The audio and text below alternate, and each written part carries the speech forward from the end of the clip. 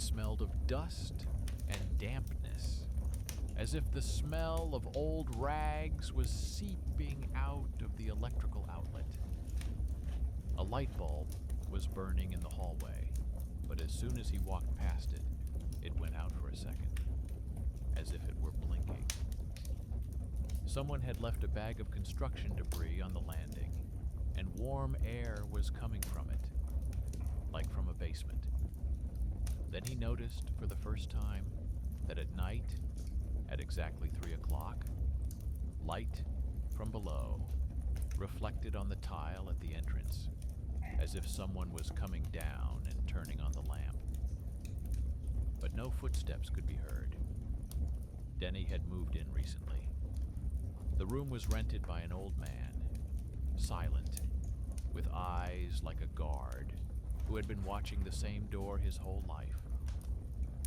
The house was pre-war, with a thick smell of plaster and steps, where the cement cracked underfoot from age. Denis studied in the evenings and worked part-time as a courier. He came home late, ate dry food, turned on his laptop, and fell asleep to the hum of the refrigerator. Everything was like everyone else's, familiar, gray, and a little tired. But in recent days, he had been awakened by the same sound, a slight click, as if someone were turning an old switch below him. He thought it was the other residents, but the basement was always locked in the mornings. There was a rusty lock on the door, and behind the bars was darkness, thick with dust that looked like smoke. The neighbors didn't talk about it, except for a woman on the 3rd floor who once mentioned that there used to be a common storage room and laundry room there. She added that no one had been there for a long time and that sometimes there's a light on, but it's probably just the wiring. She said it calmly, but Denny remembered how she lowered her voice as she spoke and fiddled with her keys nervously, as if searching for the right one by touch. On the 3rd night, he decided to check the time.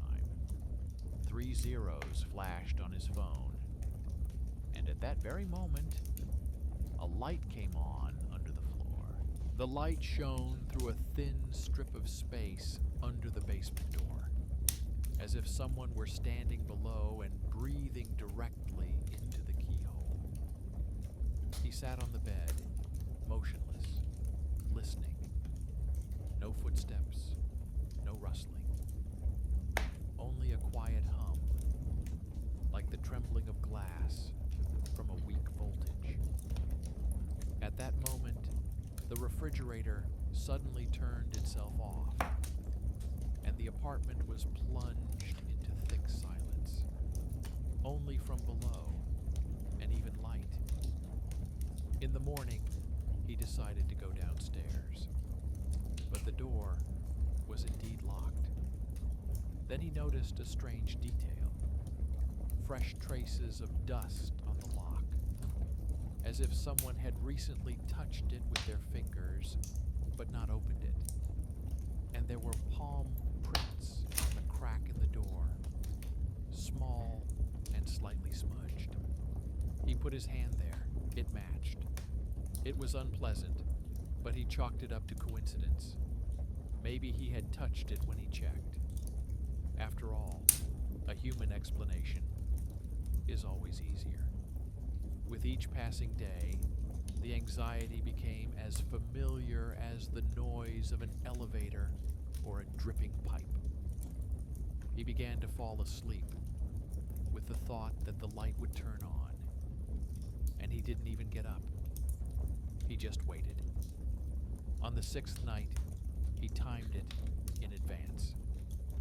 3, 0, 0. The light flashed right on schedule. Then he grabbed his phone, turned on the camera, and went downstairs. The steps were rough, smelled of metal, and the walls were stained. When he approached the door, he noticed that the lamp inside was flashing as if reacting to his approach. And the closer he got, the shorter the flashes became, like a person's breath before answering. He filmed it, but the frame was blurry. His phone was shaking in his hand. He wanted to show it to the owner of the apartment, but he had left for his dacha and was not answering his phone. Then Denny decided to check the wiring. There was a common fuse box on the landing. He opened it and saw that one of the circuit breakers was labeled by hand. Laundry. The wire went down, and a new, fresh copper wire branched off from it. It had been replaced recently. He remembered. A week ago, an electrician had come and said that the voltage needed to be checked according to the request. Denny even let him into the apartment while he was inspecting the sockets. He had a badge with a faded name, but the surname seemed familiar. It was the same as the old landlord's on the doorbell. At the time, he didn't think much of it. On the 7th night, the light came back on. But now Denny noticed that the lamp had turned on a little earlier, at 2:58. He thought that if it had been just a short circuit, the time would not have changed. It all looked like something deliberate, almost punctual. Then he decided. Tomorrow morning, he would ask the neighbors. But in the morning, a man from the housing office stopped him. He said there would be an inspection of the basement and asked no one to go down there. Denny asked why, and the man replied that they found old wires and need to disconnect them. His voice was calm, but his eyes darted around. Then he added, as if in passing, that last time a guy went down there too and didn't wait for the repairman. After saying this, he left immediately without even saying goodbye. In the evening, Denny noticed a piece of paper lying under the basement door, as if torn from a notebook. On it was a phone number and a few words, "If something turns on, don't touch it." The ink was smudged, but the numbers were legible. He wrote down the number and wanted to call, but his cell phone signal disappeared. The screen showed no signal. Then he put the note on the shelf and wondered who could have left it there. The paper was old and yellowed, but the numbers were written in fresh ink. He turned the sheet over and saw a stamp on the back that read, "Room number 6, his apartment." He checked the video with the lamp again. In the last frame, at the moment when the light flashes, something resembling a hand flashes in the reflection of the glass. Only it was not near the switch, but near his shoulder. Then he realized that the lamp was not flashing because of movement, but as if it was reacting to him, to his presence. That night, he couldn't stand it and went down again. The lock had been removed and was just lying on the floor as if left there on purpose. Inside, it smelled damp and like something similar to wet metal. The light bulb was on, but when he entered, it began to flicker as if suffocating. On the wall were fresh palm prints, exactly at his height. And on each palm were prints that matched his fingers. It was as if someone had placed their hands through the glass, mirroring his movements. When he took a step back, the lamp flashed brighter. And at that moment, the door slammed shut above him. He rushed to the stairs, but the footsteps seemed to come from both sides at once, above and below. The phone fell, The screen flashed, and for a second, he saw himself on the recording, standing by the wall, looking toward the camera, with light behind him. He didn't have time to figure out where the wind was coming from, but the lamp went out. And when it came back on, he was no longer by the wall, but on the landing. Only the door to the basement was locked from the inside. The next day, the neighbors discussed how the alarm had gone off during the night. Someone said they saw a light in the window, as if a spotlight had flashed from below. The residents joked that the electrician had short-circuited again. Dennis returned with a couple of scratches on his hands and the smell of dust in his hair. He didn't remember how he got out, but the video on his phone was gone. Only one photo remained in the folder, his palm on the wall, and next to it, in the dust, a second one, slightly smaller. Since then, he hasn't gone down there again. But every night at 3 o'clock, the light still comes on from below. And now he understands. The lamp doesn't come on for no reason. It's waiting for someone to go down and check again. He didn't sleep for a long time after that night. The light bulb downstairs stayed on for as long as he kept his eyes open. As soon as he closed them, it flashed on again, as if it could sense him. On the 5th day, he lost track of day and night. The neighbors complained about the noise as if someone was turning on a drill at night. Denny didn't argue, but he knew for sure that the sound was coming from below. It was metallic, with a tremor, as if someone was unscrewing the bolts on an old door. He decided to move out temporarily, at least for a couple of days. But as soon as he packed his backpack, the landlord finally responded. He asked him to stay and look after the house while he went to visit his nephew. He said that electricians were coming in a few days to finish the work. Dennis wanted to refuse, but the landlord added, "Don't go into the basement, it's mine now." That mine made him feel uneasy, as if it were not a room, but something alive. Everything seemed normal during the day. He even checked the meters, no spikes. But at night, when the clock showed 5 minutes to 3, the light came back on. Only now the lamp burned longer, more evenly, without flickering. Denny realized that someone was really working down there. He went halfway down the stairs and heard a faint rustling sound. It was as if wires were scraping against concrete. He tried to call the management company, but the number didn't exist. But when he put the phone down on the table, the screen flashed.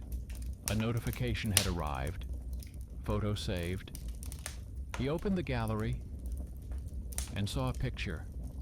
The basement door was ajar, and a man in a work uniform was standing on the threshold, with his arm raised. But there was no badge on the uniform, only an old-style pin, the kind electricians wore many years ago. Then he remembered. On the first day when he moved in, there was an old framed photo hanging in the hallway.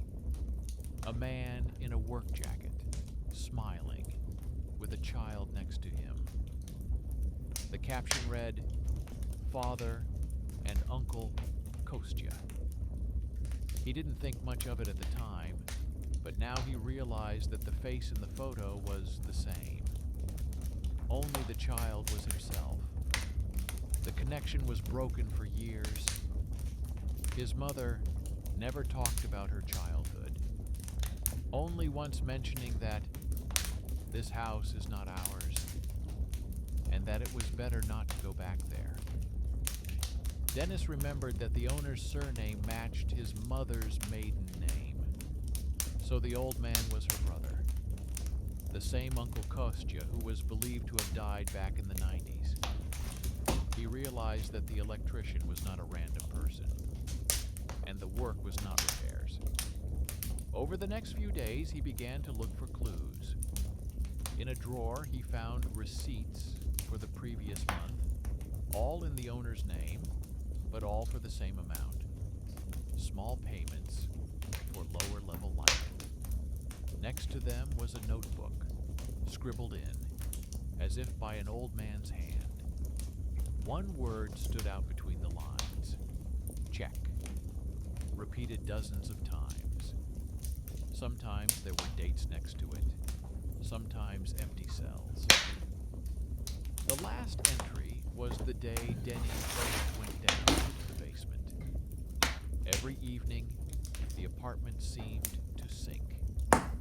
The floors creaked, the sockets sparkled, and the water from the tap was murky, as if after a fire. He no longer knew if he was sleeping at all. When he opened his eyes again, he saw that the light below had come on earlier than usual, at 2:40. He took a flashlight and went downstairs. The lock had been removed, but the door was closed from the inside. Cold air was coming from under it, even though it was warm outside. Then he heard a quiet, humming sound, like the motor of an old refrigerator. And at the same time, a voice, very faint, muffled by the wall. He couldn't make out the words, but the rhythm was like breathing. He remembered that there were 2 wires on the panel, one old, the other new. The new one led to his room. The old one went downstairs. That meant the basement was directly connected to his outlets. He turned off everything in the apartment, cutting the power to the circuit. The light downstairs went out, but a minute later, it came back on. Only now it wasn't yellow, but a dim blue, like an old monitor. At dawn, a neighbor from the first floor came over, a quiet man in his 50s. He said he had seen someone under the basement window at night, small, wearing overalls. It looked like a boy was fiddling with the wires, he explained. Dennis waved him off, but noticed that his neighbor was speaking without looking him in the eye. When he left, he saw a handprint on his bedroom door, a child's handprint made with dust. During the day, he decided to check some old documents. He found an archive record on the internet. The house had once belonged to the municipal services, and the basement was listed as a service workshop. It had been boarded up after an accident.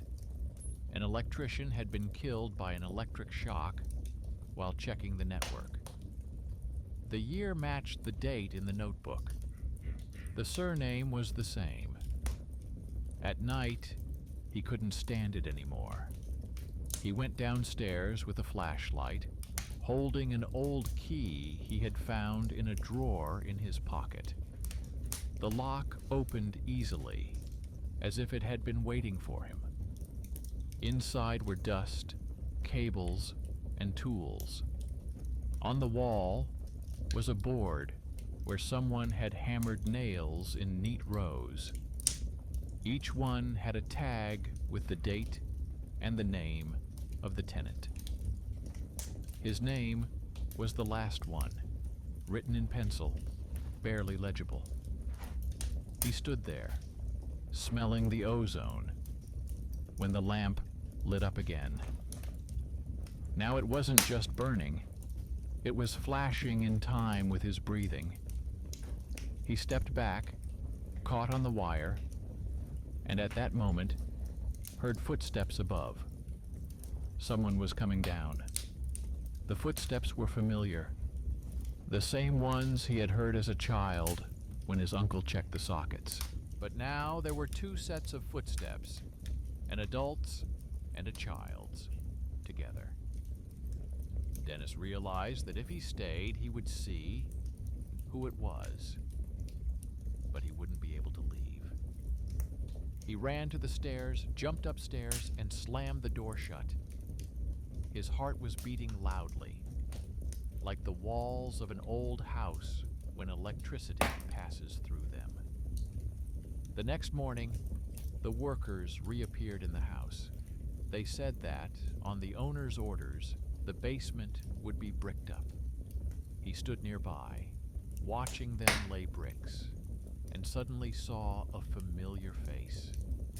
The same neighbor from the first floor was helping them, silently and deftly.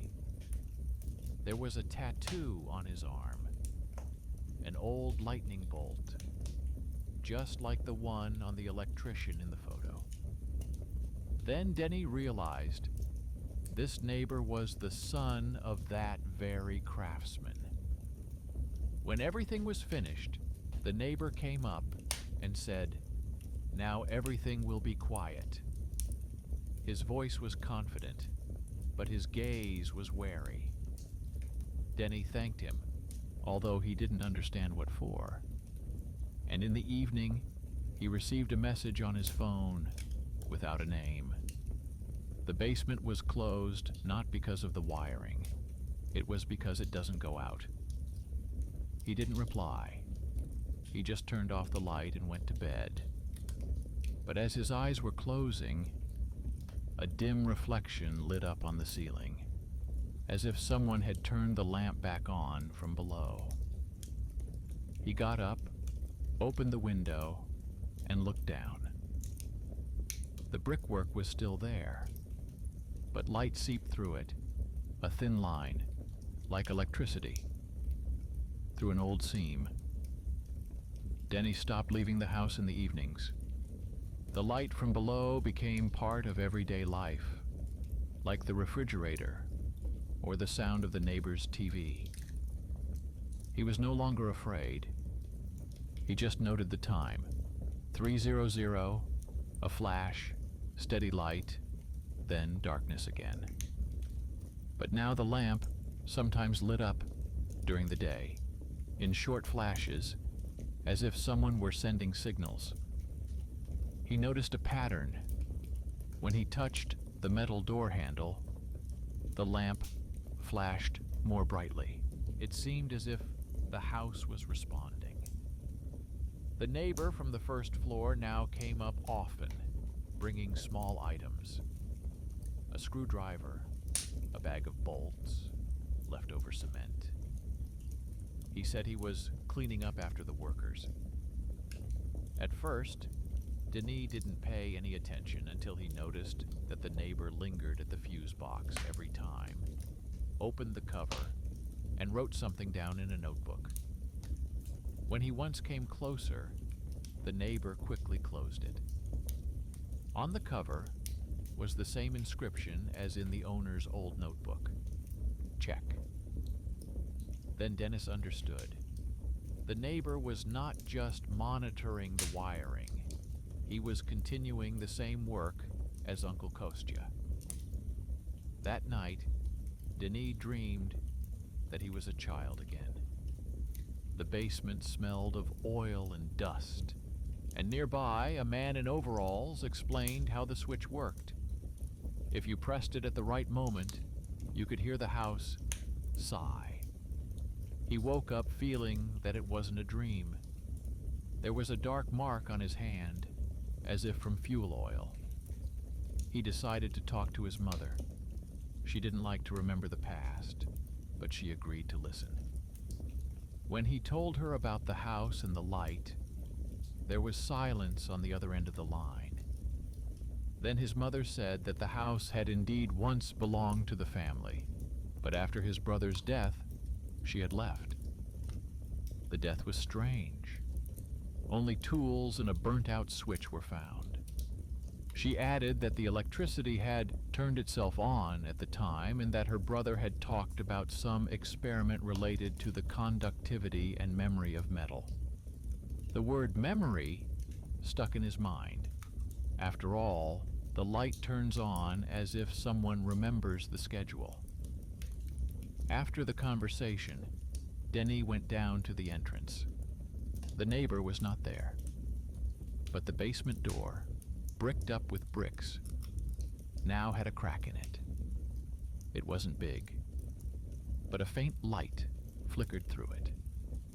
He moved closer, put his palm to it, and felt warmth.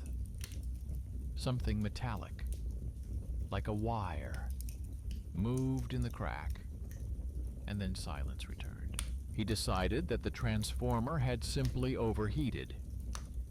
But the smell of ozone did not disappear. The next day, his neighbor knocked on his door. He asked if he could use the outlet to check a device for a minute. He brought an old suitcase with instruments, pointer dials, coils, wires. He plugged the probes into the outlet and watched the pointer. It fluctuated like a living heart. Then the neighbor said that the house was breathing unevenly and needed to be calibrated. Dennis didn't understand, but agreed. Then the neighbor handed him a photo, an old, faded card with Uncle Kostya standing with a student.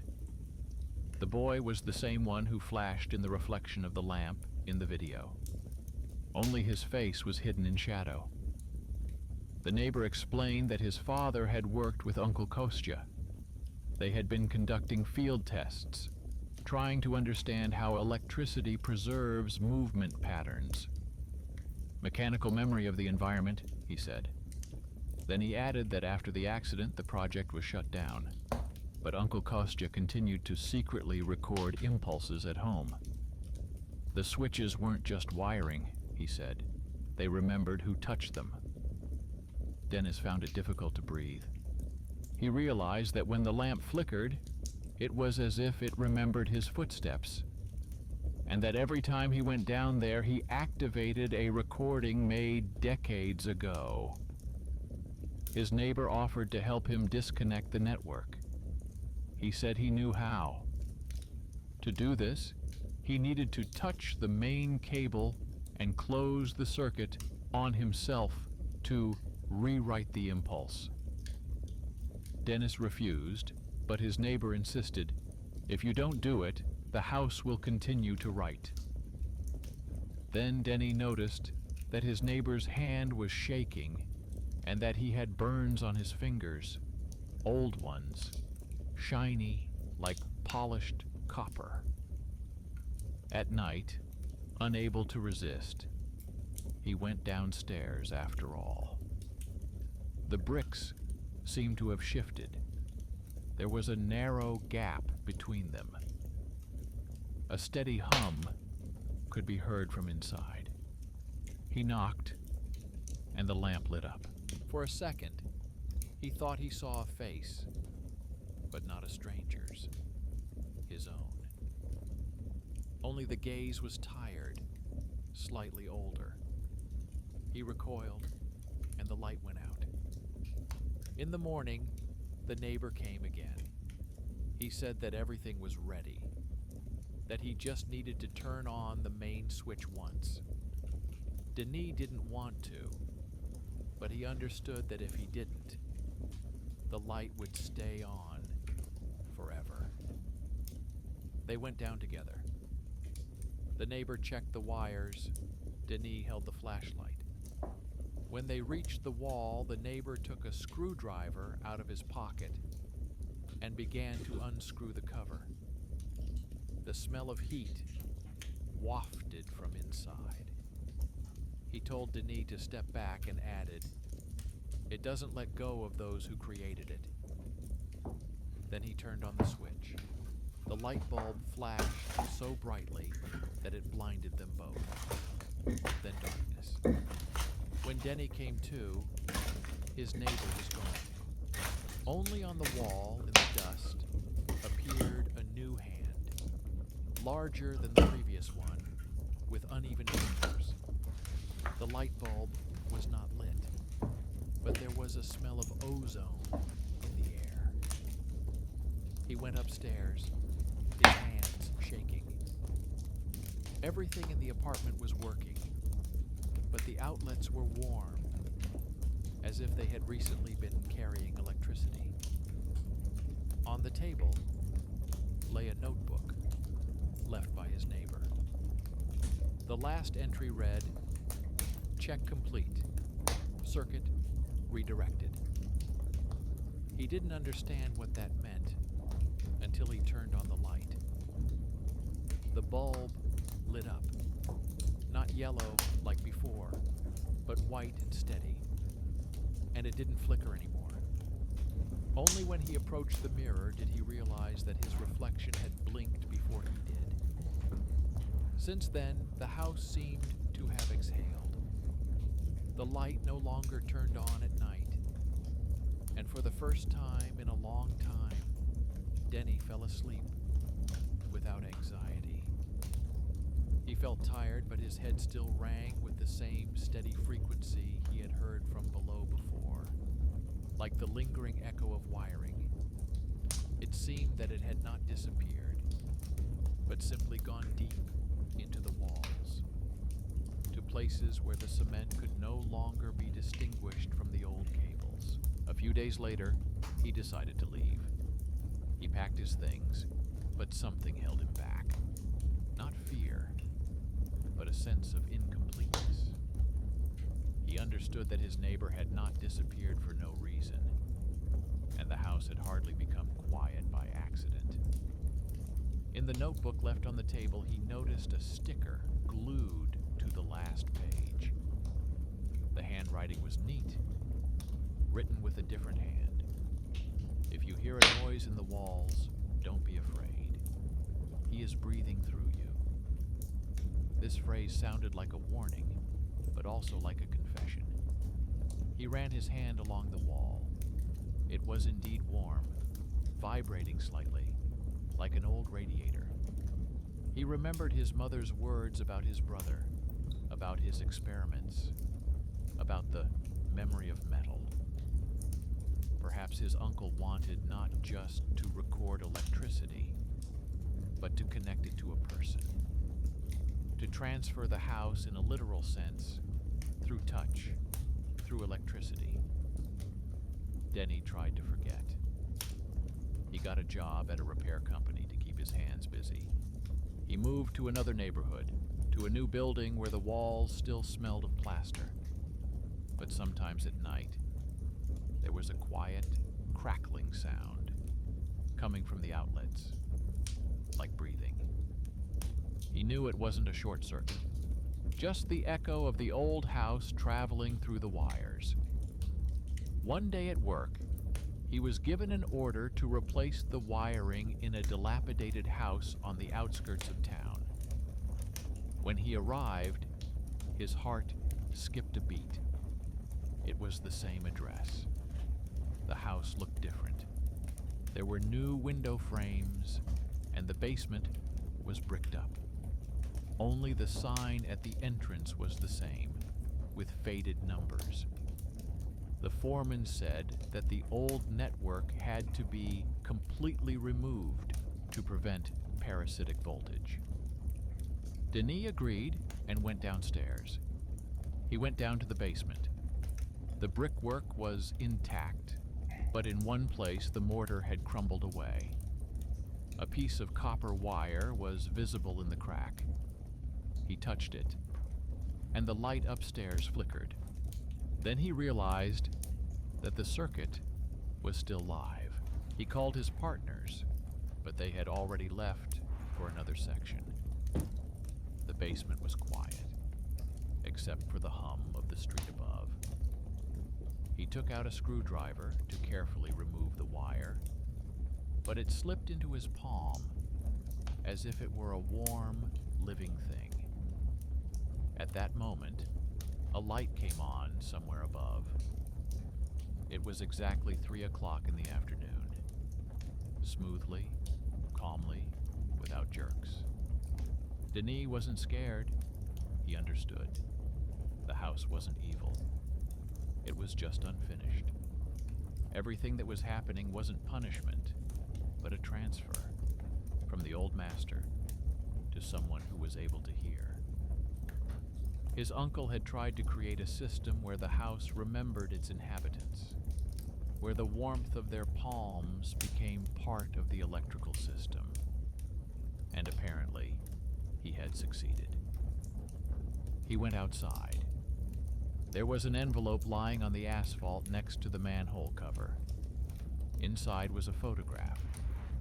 A young electrician, the same neighbor, standing next to a new transformer box, and next to him was an old man with a gray mustache. The inscription was faded but legible. Check complete, transfer completed. That evening, Denny returned home and turned on the light, without fear, for the first time. The light bulb glowed softly, like a breath. He looked at the reflection in the window and noticed that it was now moving in sync, without delay. And he realized, now the house was breathing evenly. Everything became quiet. No flickering, no sound from the wiring. Only a barely audible hum, like a pulse. He realized that he was no longer alone, not in the sense of presence, but in the sense of connection. The house did not let him go, but it did not hold him by force either. It simply remembered his footsteps, his voice, his touch, so that it would no longer turn on the light in vain. A week later, he handed the keys to the new tenant. A young girl with a suitcase and an embarrassed smile asked if there was anything worth knowing about the house. He thought for a moment and said, "If the lights come on at night, just wait. They'll go out on their own." When he left, the house stood quietly, as if listening. And already sitting on the bus, Denny saw the last flash in the window, exactly at 3 o'clock. But now it didn't bother him. It wasn't a signal, but a farewell. The light went out. The house remained in his memory, like breath passing through wires, transformed into a steady current, into an unbroken chain of people who simply wanted the light not to burn in vain. And perhaps somewhere deep within the walls, the imprint of his palm still glimmers, not as a reminder of fear, but as proof that even an old house can remember those who gave it breath.